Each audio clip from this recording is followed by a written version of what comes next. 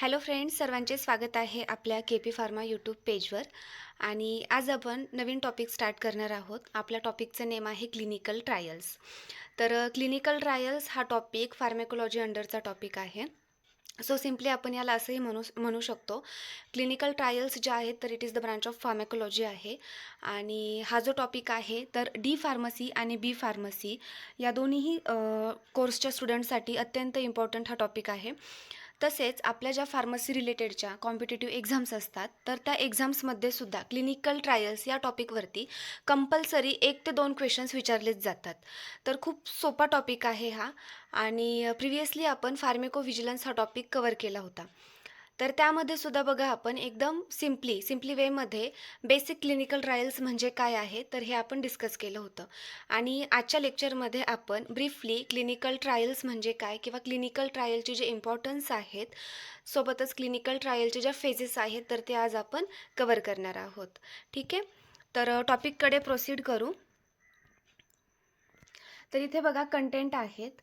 Clinical trials या टॉपिकमध्ये आपल्याला definitions of clinical trials, importance of clinical trials, types और phases of clinical trials हा topic हे जे 3 टॉपिक आहेत तर हे आपल्याला कव्हर करायचे आहेत.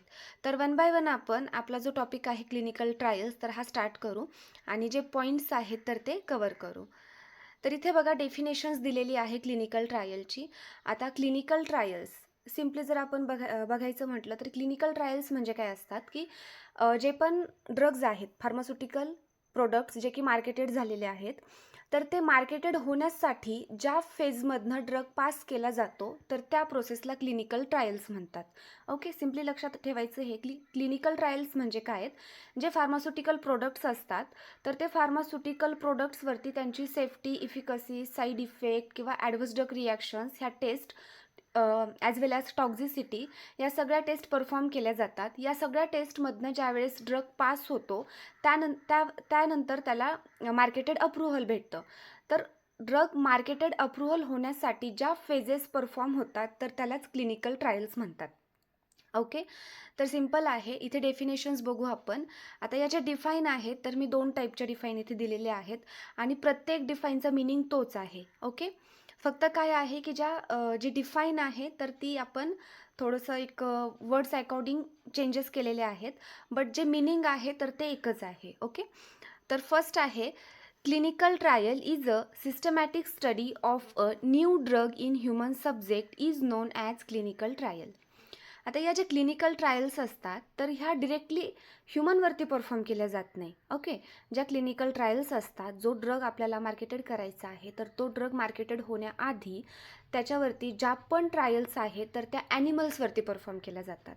ओके, आणि मग ज्यावेळेस ॲनिमलवरती परफॉर्म केल्यानंतरनं ड्रग ऑल ट्रायल्समधनं पास होतो तर त्यानंतरनं तो मार्केटेड होतो आणि मार्केटेड झाल्यानंतरनं तो ह्युमनवरती ॲप्लाय केला जातो. सो डिफाईन इथे आपण बघू शकतो, खूप सिम्पल डिफाईन आहे. कन्सेप्ट क्लिअर असेल ना तर डिफाईन आपण आपल्या अकॉर्डिंगसुद्धा क्रिएट करू शकतो.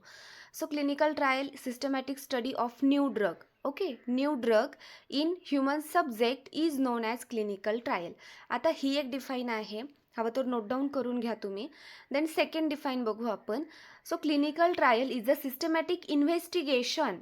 बरोबर, इन्व्हेस्टिगेशन्स कशाचं करायचं आहे आपल्याला, जे पण नवीन ड्रग आपल्याला मार्केटेड करायचे आहेत तर त्या ड्रगची safety, efficacy, side effect, acceptability, dose range, त्यानंतरनं त्याचे जे ॲडव्हर्स ड्रग रिॲक्शन्स आहेत तर ह्या सगळ्या ज्या कंडिशन्स आहेत त्याचं आपल्याला इन्व्हेस्टिगेशन्स करायचं असतं. Okay, investigations in human subjects for evaluating the safety and efficacy of a new drug is known as clinical trials. हे बघा खूप सिम्पल डिफाईन आहेत क्लिनिकल ट्रायल्सच्या. आणि डी फार्मसी किंवा बी फार्मसीच्या स्टुडंटसाठी एक्झाममध्ये सुद्धा क्लिनिकल ट्रायल्सवरती क्वेश्चन्स विचारतात. तर हा जो टॉपिक आहे खूप इम्पॉर्टंट आहे. लाईक बी फार्मसीमध्ये जो सेमिस्टरचा क्वेश्चन पेपर असतो तर त्यामध्ये हा क्वेश्चन 5 किंवा 10 मार्कासाठी कंपल्सरी विचारलाच जातो. सोबतच ज्या आपल्या कॉम्पिटिटिव्ह एक्झाम्स असतात तर कॉम्पिटिटिव्ह एक्झाम्समध्ये सुद्धा क्लिनिकल ट्रायल्सवरती खूप सारे क्वेश्चन्स येतात. ठीक आहे, तर हे झालं डिफाईन. देन नेक्स्ट आहे इम्पॉर्टन्स ऑफ क्लिनिकल ट्रायल. आता इम्पॉर्टन्स फार्मॅकोलॉजीचा जर स्टडी करायचा असेल तर फार्मॅकोलॉजीमध्ये काय आहे सगळं, फार्मॅकोकायनेटिक, फार्मॅकोडायनॅमिक. आपण next pharmacokinetic, pharmacodynamic, it means general pharmacology हा टॉपिक आपण बघणार आहोत. तर आता आपण बेसिक फक्त फार्मॅकोकायनेटिक म्हणजे काय, डायनॅमिक म्हणजे काय, जेनेटिक्स, जिनॉमिक्स, टॉक्झिसिटी, तर हे टॉपिक आपण बघणार आहोत. सो क्लिनिकल ट्रायल्सचे इम्पॉर्टन्स आहेत. फर्स्ट आहे फार्मॅकोकायनेटिक, सेकंड वन आहे फार्मॅकोडायनॅमिक, थर्ड वन आहे फार्मॅकोजेनेटिक्स, फोर्थ वन आहे pharmacoeconomics, then toxicity, side effect, tolerability आणि ॲडव्हर्स ड्रग रिॲक्शन्स. आता या ज्या कन्सेप्ट्स आहेत ना, लाईक फार्मॅकोकायनेटिक, फार्मॅकोडायनॅमिक, यासुद्धा खूप इम्पॉर्टंट आहेत. बिकॉज फार्मॅकोकायनेटिक, फार्मॅकोडायनॅमिकवरतीच पूर्ण फार्मॅकोलॉजी, जनरल फार्मॅकोलॉजी डिपेंड आहे. तर वन बाय वन आपण पॅरामीटर्स बघू और इम्पॉर्टन्स ऑफ क्लिनिकल ट्रायल्स बघू. तर फर्स्ट आहे फार्मॅकोकायनेटिक. फार्मॅकोकायनेटिक म्हणजे काय, तर study of ADME. Study of ADME of a drug is also known as a pharmacokinetic. A stands for absorption, distributions, metabolisms and excretions of a drug. जे drugs आहेत तर त्या ड्रगचं ADME स्टडी करणं is also known as a pharmacokinetic. Then आहे pharmacodynamic. फार्मॅकोडायनॅमिकमध्ये जे drugs असतात तर त्या ड्रगचं मेकॅनिझम ऑफ ॲक्शनचा स्टडी केला जातो. हवं तर नोट डाऊन करून घ्या एकदम सिम्पल वर्डमध्ये. कायनेटिकमध्ये कशाचा स्टडी आहे ड्रगवरती, ॲब्सॉर्प्शन, डिस्ट्रीब्युशन्स, मेटाबॉलिझम्स आणि एक्सक्रिएशन. डायनॅमिकमध्ये जे ड्रग्ज आहेत तर त्याच्या मेकॅनिझम्स ऑफ ॲक्शनचा स्टडी केला जातो. थर्ड वन आहे pharmacogenetics. Pharmacogenetics it means study of genetic variations. हे बघा, फार्मा दिलेलं आहे. फार्मा म्हणजे आपल्याला माहीत आहे, pharma it means study of drug. Okay, study of drug और study of medicines, it means pharma. आता इथे जे नेक्स्ट आहे त्याचे जे सफिक्स आहेत तर सफिक्सचं मिनिंग माहीत करून घ्यायचं. जसं की कायनेटिक म्हणजे काय, तर study of absorption, distributions, metabolisms and excretions of a drug. Dynamic म्हणजे काय आहे, तर study of mechanism of actions of a drug. Then third one आहे फार्मॅकोजेनेटिक्स. सो फार्मॅकोजेनेटिक्स म्हणजे काय, तर study of genetic variations. Okay. Then fourth one आहे pharmacogenomics. Pharmacogenomics म्हणजे काय, तर study of how genetic affects respond to the drug. म्हणजे जे जेनेटिक्स आहेत, आता जेनेटिक्स मटेरियल आपल्याला माहीत आहे, like DNA, RNA and proteins. DNA, RNA and proteins हे काय आहेत, तर जेनेटिक मटेरियल्स आहेत. तर फार्मॅकोजेनेटिक्स थर्ड वन आहे. फार्मॅकोजेनेटिक्समध्ये कशाचा स्टडी केला जातो, जेनेटिक व्हॅरिएशन्स. डिफरन्स बघा बरं फार्मॅकोजेनेटिक्स आणि जिनॉमिक्समध्ये. आणि जिनॉमिक्समध्ये काय आहे, तर how genetic affects response to the drug. जे जेनेटिक मटेरियल आहे DNA, RNA आणि प्रोटीन्स, तर ते ड्रग्सवरती कोणती ॲक्टिव्हिटी शो करतात किंवा कसा रिस्पॉन्स दाखवतात याचा स्टडी कशामध्ये केला जातो, फार्मॅकोजिनॉमिक्स. हवं तर सिम्पली नोट डाऊन करून घ्या डिफरन्स. जेनेटिक्स म्हणजे स्टडी ऑफ जेनेटिक व्हॅरिएशन्स आणि जिनॉमिक्स म्हणजे काय, तर study of how genetic affects response to drug. Then आहे टॉक्झिसिटी. टॉक्झिसिटी म्हणजे काय, तर study of poisonous effect of a drug. Drug intake केल्यानंतरनं जर कोणती टॉक्झिसिटी ऑकर झालेली असेल किंवा हार्मफुल इफेक्ट ऑकर झालेला असेल is also known as toxicity. Then आहे side effect. Same as it's unwanted effect of a drug is also known as side effect. Then आहे टॉलरेबिलिटी. टॉलरेबिलिटी म्हणजे काय, decreases the therapeutic response of a drug. जर drug आहे कितीही intake केला, म्हणजे जर समजा XYZ ड्रग आहे, फॉर एक्झाम्पल पॅरासिटामॉल ड्रग आहे, सगळ्यांना माहीत आहे पॅरासिटामॉल, म्हणून पॅरासिटामॉलचं एक्झाम्पल घेते. तर पॅरासिटामॉल ड्रग जर ॲडमिनिस्टर केला, XYZ पेशंट आहे, त्या पेशंटनी पॅरासिटामॉल ड्रग हा इनटेक केलेला आहे. बट इनटेक केल्यानंतरनं सुद्धा जो पॅरासिटामॉलचा इफेक्ट आहे तर तो इफेक्ट तिथे ऑकर होत नाही, is also known as tolerability. Same as it is रेझिस्टन्ससारखं, म्हणजे कंटिन्युअसली ड्रग इनटेक केल्यानंतरनं काय होतं, तो जो ड्रग आहे तो बॉडीमध्ये रिस्पॉन्स शो करत नाही. तर तसंच टॉलरेबिलिटी म्हणजे काय, जर पॅरासिटामॉल ड्रगची ॲक्शन्स इनटेक केल्यानंतरनं जर 30 मिनिटमध्ये ॲक्टिव्हिटी शो होत असेल तर या केसेसमध्ये काय होणार, ड्रग इनटेक केल्यानंतरनं सुद्धा त्याची जी ॲक्च्युअल ॲक्टिव्हिटी आहे 30 मिनिट होऊन गेले, 1 तास झाला, 2 तास झाला, पण तरीसुद्धा त्याची ॲक्टिव्हिटी प्रॉपरली शो होत नाही, is also known as tolerability. Then आहे ॲडव्हर्स ड्रग रिॲक्शन्स. तर ADR हा टॉपिक आपण नेक्स्ट पार्टमध्ये बघणार आहोत. खूप इम्पॉर्टंट टॉपिक आहे हा. कॉम्पिटिटिव्ह एक्झाम रिगार्डिंग पण इम्पॉर्टंट आहे. डी फार्म बी फार्ममध्ये सुद्धा हा टॉपिक खूप इम्पॉर्टंट आहे. तर हे सगळे झाले इम्पॉर्टन्स ऑफ क्लिनिकल ट्रायल्स. लक्षात ठेवायचे, फार्मॅकोलॉजीमध्ये आपल्याला फार्मॅकोकायनेटिक डायनॅमिक याचा स्टडी आहे. So importance of clinical trials हे कशाची ब्रांच आहे तर फार्मॅकोलॉजीचे आहे. मग इम्पॉर्टन्समध्ये काय येणार, kinetic, dynamic, genetic, genomics, toxicity, side effect, tolerability आणि ॲडव्हर्स ड्रग रिॲक्शन्स. प्रिव्हियसली पण बघा आपण फार्मॅकोव्हिजिलन्स हा टॉपिक स्टडी केला होता. तर फार्मॅकोव्हिजिलन्समध्ये सुद्धा काय आहे तर मॉनिटरिंग केलं जातं ड्रगची जी टॉक्झिसिटी आहे, साईड इफेक्ट आहे, देन होतं ॲडव्हर्स ड्रग रिॲक्शन्स. तर हे सगळे काय आहेत एकमेकांना कोरिलेटेड आहेत. त्यामुळे कन्सेप्ट्स क्लिअर ठेवायच्या. कन्सेप्ट्स क्लिअर असतील तर कोणताही जरी क्वेश्चन्स आला तर तो क्वेश्चन्स आपल्याला त्या रिगार्डिंगचा आन्सर्स लगेच राईट करता येतं. आता बघा आपण डेफिनेशन्स आणि इम्पॉर्टन्स ऑफ क्लिनिकल ट्रायल्स हे टॉपिक कव्हर केलेले आहेत. आता लास्ट आहे types or phases of clinical trials. Clinical ट्रायल्सच्या ज्या फेज आहेत ना तर त्या 4 फेजेस आहेत. ओके, आता तुम्ही म्हणाल इथे तर 5 फेजेस दिलेले आहेत, ते पण बघू आपण. क्लिनिकल ट्रायलच्या या ज्या 4 फेज आहेत, फेज 1, फेज 2, फेज 3, फेज 4, तर या फेजेसवरतीच ड्रग जो आहे तर तो मार्केटेड केला जातो. फेज 0 सुद्धा रिसेंटली डिस्कवर झालेली आहे, बट ही जी फेज 0 आहे तर ती इन्क्ल्यूड केलेली नाही आहे. ओके, म्हणजे हे पण लक्षात ठेवायचं, कदाचित यावरती सुद्धा क्वेश्चन्स येऊ शकतो की क्लिनिकल ट्रायल्समध्ये 0 फेज जी आहे म्हणजे कोणती फेज अशी आहे की ती अजून अप्रूव्ह केलेली नाही आहे, तर ती आहे फेज 0. सो स्टडी करताना आपण फेज 0, फेज 1, फेज 2, फेज 3 आणि फेज 4 ह्या सगळ्या फेजचा स्टडी करणार आहोत. बिकॉज या रिगार्डिंग कोणताही जरी क्वेश्चन्स आला तरी आपल्याला याचे आन्सर यायलाच पाहिजे, कारण हातचे मार्क्स आहेत आणि हे मार्क्स आपल्याला घालवायचे नाहीत. Okay, so keep in mind clinical ट्रायलच्या फेज आहेत 5. फेज 0, फेज 1, 2, 3 आणि 4. फेज 0 जी आहे तर ती म्हणजे ती जी फेज आहे तर ती रिसेंटली अप्रूव्ह झालेली आहे, बट ती इन्क्ल्युडेड केली जात नाही. ओके, सो 1 बाय 1 आपण या ज्या फेजेस आहेत तर या फेजेस बघणार आहोत. आता इथे बघा फेज 0 जी आहे त्याला काय म्हटलं जातं, मायक्रोडोसिंग स्टडी.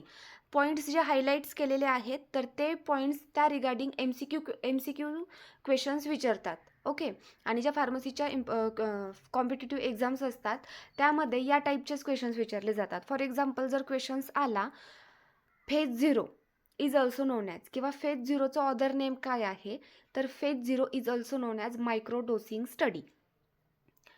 एक पॉईंट क्लिअर झाला. फेज 0 जो आहे, फेज 0ला काय म्हणतात, मायक्रोडोसिंग स्टडी. ऑब्जेक्टिव्ह काय आहेत याचे तर स्टडी ऑफ फार्मॅकोकायनेटिक आणि फार्मॅकोडायनॅमिक पॅरामीटर. जसे की प्रिव्हियसली आपण बघितलं, कायनेटिक म्हणजे काय आहे तर study of absorption, distributions, metabolism and excretion. आणि डायनॅमिक म्हणजे काय तर study of mechanisms of actions of a drug.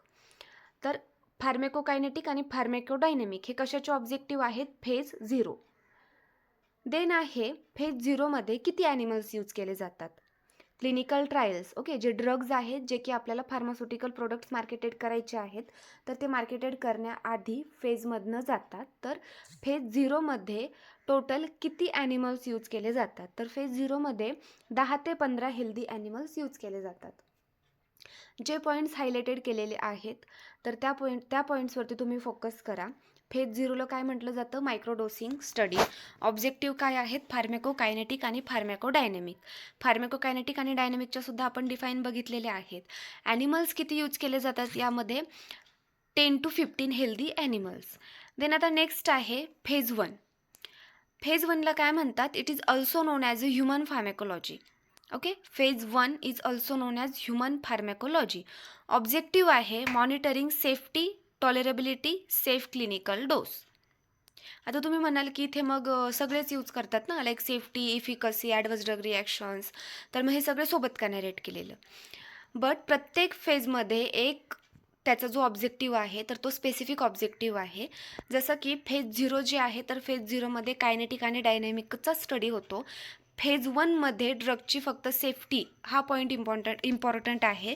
त्यामुळे लक्षात ठेवायचं, फेज 1मध्ये जे ड्रग्ज आहेत तर ड्रगची सेफ्टी मॉनिटर केली जाते. ओके, टॉलरेबिलिटी आणि सेफ क्लिनिकल डोस. यामध्ये किती ॲनिमल्स यूज असतात तर 20 to 100 healthy animals.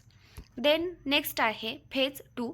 Phase 2 is also known as a therapeutic explorations और एक्सपेरिमेंटल फार्मेकोलॉजी.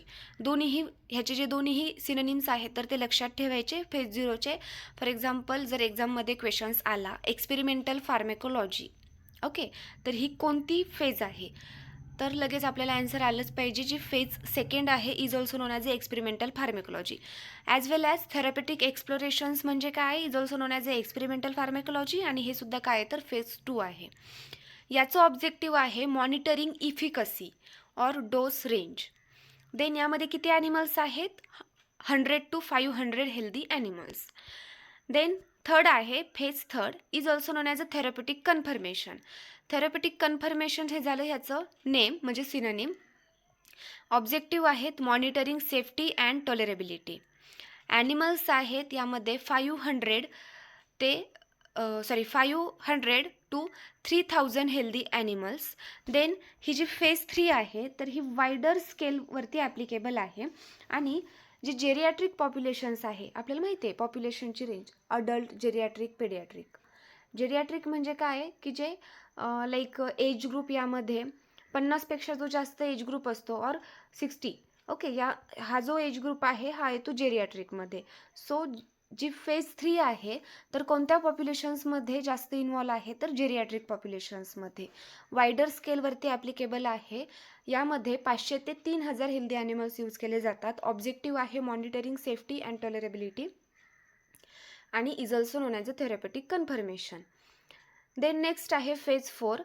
तर फेज 4 जी आहे is also known as a post marketing surveillance. Objective आहे monitoring adverse drug reactions, acceptability आणि इफिकसी. यामध्ये animals आहेत above 10,000 healthy animals. Large populations category involve आहे यामध्ये. तर कोणती कॅटेगरी आहे, प्रेग्नेंट वुमन आणि lactating woman. Ethical clearance are not required. तर हे बघा हे जे पॉईंट्स आहेत हे सुद्धा लक्षात ठेवायचं. इथिकल क्लिअरन्स कशामध्ये रिक्वायर्ड होत नाही तर फेज 4मध्ये. बाकीचे ज्या फेजेस आहेत तिथे इथिकल क्लिअरन्स हा रिक्वायर्ड होतो. त्यासोबतच हे जे पॉप्युलेशन्स आहेत फॉर एक्झाम्पल लॅक्टेटिंग आणि प्रेग्नेंट वुमन हे पॉप्युलेशन्स कोणत्या कॅटेगरीमध्ये कोणत्या फेजेसमध्ये आहे तर फेज 4मध्ये आहे. जसं की प्रिव्हियसली आपण बघितलं जेरियाट्रिक पॉप्युलेशन्स कोणत्या फेजमध्ये आहे फेज 3मध्ये आहे. वायडर स्केलवरती कोणती फेज आहे तर फेज 3 जी आहे तर ती वायडर स्केलवरती ॲप्लिकेबल आहे. सोबतच 10,000पेक्षा हेल्दी ॲनिमल्स कोणत्या फेजमध्ये यूज केले जातात तर फेज 4मध्ये. पोस्ट मार्केटिंग सर्व्हिलन्स कोणत्या फेजला म्हणतात फेज 4ला म्हणतात. याचं ऑब्जेक्टिव्ह काय आहे monitoring adverse drug reactions, acceptability and efficacy. आता याला पोस्ट मार्केटिंग का म्हणतात, जसं की आपण बघा प्रिव्हियसली आपण फार्मॅको व्हिजिलन्स हा टॉपिक बघितला होता. तर त्या टॉपिकमध्ये सुद्धा मी सांगितलं होतं की ज्या पहिल्या 3 फेज आहेत तर त्या